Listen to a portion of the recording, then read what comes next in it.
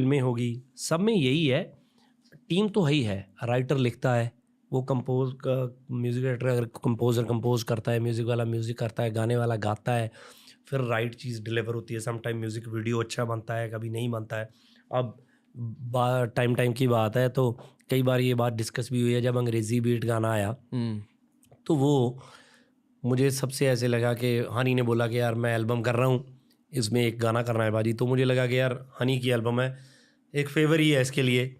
तो वो गाने पे सबसे कम काम हुआ, कि जैसे बिल्कुल ही काम नहीं हुआ। और उसका म्यूज़िक एक बीट थी बनी हुई, फटाफट एक छोटे से उसमें लेके हमने गाया, तो डम्मी टाइप ही गाया था कि इसको फाइनल करेंगे।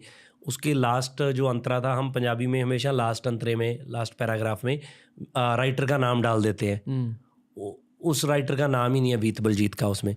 तो जबकि इतना बड़ा गाना हो गया, वीत बलजीत की लाइफ का भी बड़ा गाना था, मेरी का भी, हनी का भी, तो उसमें ही वीत का नाम नहीं है, बाकी सब में उसका बेचारे का नाम है। तो ये चीज़ें सोची नहीं गई थी कि ऐसी होंगी वैसे होंगी। और उसका म्यूज़िक वीडियो मुझे आज भी याद है कि हमने थाईलैंड शूट किया। तो मैं कनाडा से आया तो बहुत उस वक्त का महंगा वीडियो था। तो आफ्टर दैट वो जो वीडियो डायरेक्टर थे उनके साथ कुछ किसी का, हनी का कुछ उन्होंने कुछ बोल दिया, पता नहीं क्या हुआ, मैं सब हो गया। तो हनी कहता कि हमने ये वीडियो नहीं करना। मैंने कहा ठीक है। तो मैंने कहा कि ऐसे ही ऑडियो निकाल दो, ओके है। तो ऑडियो हो गया, ऑडियो इतना हिट हो गया कि कंपनी वाले कहते कि हमें वीडियो दो, वीडियो दो, वीडियो दो। हनी कहता जितना पैसा उन्होंने वीडियो के लिए दिया था वो तो थाईलैंड ख़त्म हो गया।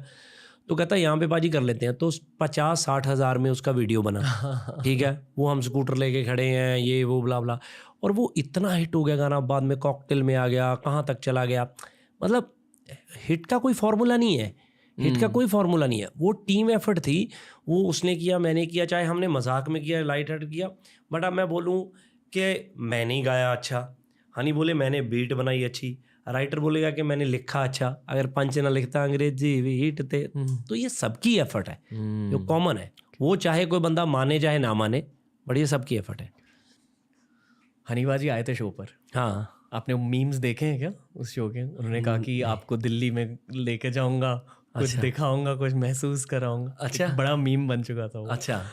पर जब मैंने उनसे बात करी, लोग ना अक्सर पॉडकास्ट से एक क्लिप उठा लेते हैं, हाँ, और उन्हें ये लगता है कि उस क्लिप की वजह से पूरा पॉडकास्ट डिफाइन हो सकता है। हाँ, पॉडकास्ट में इतनी सारी बातें होती हैं, हाँ, और एक्चुअली एक पॉडकास्टर को उसके गेस्ट के बारे में बहुत कुछ पता चलता है जो शायद लोगों को भी नहीं पता चलता, बिल्कुल, क्योंकि ये इन पर्सन बिल्कुल। और एनर्जी एक्सचेंज होती है। जी। हनी सिंह से मुझे एक जीनियस वाली एनर्जी मिली, जी। पूरे तरह से एक जीनियस, एक्सेंट्रिक जीनियस है। जी। मतलब ये मैं पॉजिटिवली कह रहा हूँ, एज अ कॉम्प्लीमेंट कह रहा हूँ, पर डेफिनेटली थोड़े से अलग है वो। हाँ, और उस डिफरेंट नेचर की वजह से इतने सारे जीनियस सॉन्ग्स निकलते हैं। हाँ, पर आप, जैसे कि मैंने कहा कि पॉडकास्टिंग करने के टाइम आपको अपने गेस्ट के बारे में कुछ पता चल जाता है जो शायद लोगों को नहीं पता है। बिल्कुल। उसी तरह जब आप किसी के साथ काम करते हो, कुछ पता चल जाता है। 100%। वो बताइए हनी सिंह के बारे में, ये क्या खासियत है? देखो हनी सिंह के बारे में, देखो एक चीज़ तो डाउट ही नहीं है कि वो बहुत टैलेंटेड है। मतलब म्यूज़िक क्या है ना, मतलब क्या बाजी? मैं बताता हूँ म्यूज़िक क्या है ना। म्यूज़िक एक आपकी सोच, आपकी इमेजिनेशन है कि मैं ये करूँ, मैं वो करूँ, मैं ऐसा बनाऊँ, मैं वैसा बनाऊँ। आपको पता है जब वो उसने बनाया ना वो चीज़ें, जब उसने साउंड क्रिएट किया, तो ही केम टू मी के, तो वो नया था, स्ट्रगलर था, और मैं बहुत पॉपुलर था पंजाब में। तो सेट कि मैंने पाजी ये बनाया, सुनो। तो मुझे ऐसा हो गया, मैं कहा यार या तो मुझे समझ नहीं है, मतलब मैं ये नहीं हूँ, मैं नहीं कर सकता, है ना। तो इसे ओके भाजी, नो प्रॉब्लम, मैं दोबारा बना के लेके आता हूँ। मैं कई म्यूज़िक डायरेक्टर्स को आज भी उसकी एग्जांपल देता हूँ। आप किसी को बोलो ना कि गाना अच्छा नहीं है, उसको ये मानना बड़ा मुश्किल होता है। मतलब हर बंदे को होता है कि नहीं पाजी इसमें क्या प्रॉब्लम है, मैंने तो देखो ये किया है, ये अभी तक नहीं आया, ये वो नहीं आया। मैं कह यार ये चीज़ें थोड़ी मैटर कर रही हैं, अभी तक नहीं आया, नहीं अच्छा लग रहा, मतलब मुझे नहीं जचा, मुझे नहीं पसंद। अब मैंने गाना निकाला, मैंने आपको सुनाया, आप एक नॉर्मल लिसनर हो, ये किस चीज़ की क्या गारंटी है कि आपको अच्छा लगेगा? आपको अच्छा लगा, आपने बोला अच्छा, आपको बुरा लगेगा बुरा। अब ऑडियंस को मैं गाना देता हूँ, मेरे गानों को ऑडियंस बोले कि बुरा है, तो अब मुझे मानना पड़ेगा ना कि ये बुरा है। ऑडियंस को नहीं अच्छा, उनकी कोई मेरे साथ दुश्मनी थोड़ी है, उन्होंने ही तो मुझे यहाँ तक लेके आए। तो हनी में ये इतना प्लस था, उसको बोलो कि अच्छा नहीं है, उसने कहा ठीक है भाजी मैं नया बनाता हूँ।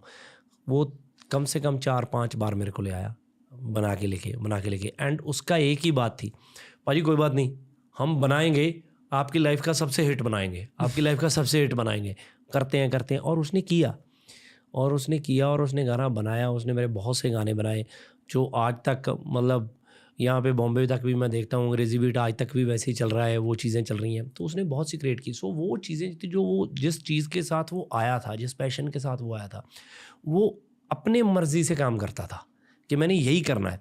ऐसा नहीं है कि 4 साल के बाद उसने वो किया जो मुझे पसंद था, किया उसने वही जो उसे पसंद था, बट तब तक उसने वो मुझे पसंद लगने लगा दिया, है ना, कि यार ये चीज़ आप सुनो, ये चीज़ आप सुनो, ये देखो हम ये करेंगे, this is something new, this is something new. तो वो चीज़ें मुझे लगता है कि वो पैशन, जज्बा वो जो लेके आया वो एक कमाल था। और वो हर बंदे में नहीं होता। आप किसी की सुननी भी सुनो, आप सबकी करो अपनी। उसने करी अपनी, पर वो मेरी सुनता भी रहा कि नहीं किसी दिन तो ये आएंगी उस चक्कर में, किसी दिन समझेंगे ये चीज़।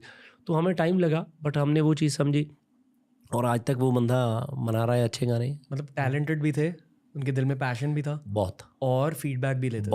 बहुत। और कई बंदे पैदा ही लाइमलाइट के लिए होते हैं, हाँ है ना। तो वो उसमें है, इसमें कोई दो राय नहीं है। वो कहीं पे भी जाता है, कहीं पे भी पहुंचता है। तो ऐसे नहीं हो सकता कि हनी सिंह कहीं पे गया है तो आप उसको इग्नोर कर दो कि हनी Presence बैठा होती है। है। हाँ, तो वो उसमें आपके है। बारे में भी ये मैं मानता हूँ। मेरे में कुछ उतना लोग नहीं है ऐसे होते जितना हैं। उसमें उनमें है। उनमें बहुत चीज़ें आई है। तो मैं थोड़ा वैसे सोबर हूँ कई चीज़ों में। तो पर एक वो प्रेजेंस होता है। हाँ वो है, बट वो हाँ ऑरा एक अलग चीज़ है। बट एक आप जैसे रणवीर सिंह आता है, जी जी। तो वो अगर किसी को नहीं भी पता है तो वो बता जाता है कि अरे सुन, मैं रणवीर हूँ। मैं नहीं बोल सकता है ना ये चीज़। तो वो हो जाता है कई लोगों में। ओके। हाँ जब उनका वो लो फेज हुआ था जिसके बारे में हाँ उन्होंने जी बात जी करी जी। है, शो उनसे बात होती थी तब आपको? होती थी, कम होती थी, इतनी नहीं, क्योंकि नंबर तो उसने चेंज नहीं किया, उसका सेम ही नंबर चलता रहा। But some time at that time उनकी वाइफ से बात होती थी, तो उससे भी होती रही है कभी कभार, but not on exactly on phone, but only WhatsApp, text messages, ये वो ब्ला ब्ला ब्ला। एंड व्हेन जब ठीक हुआ तो उसके बाद प्रॉपर फ़ोन वोन होने लग गया ये वो। एक्चुअली तो मैं आपको बताऊं, मुझे लगता है कि मैं और हनी 10-12 साल से नहीं मिले ही नहीं।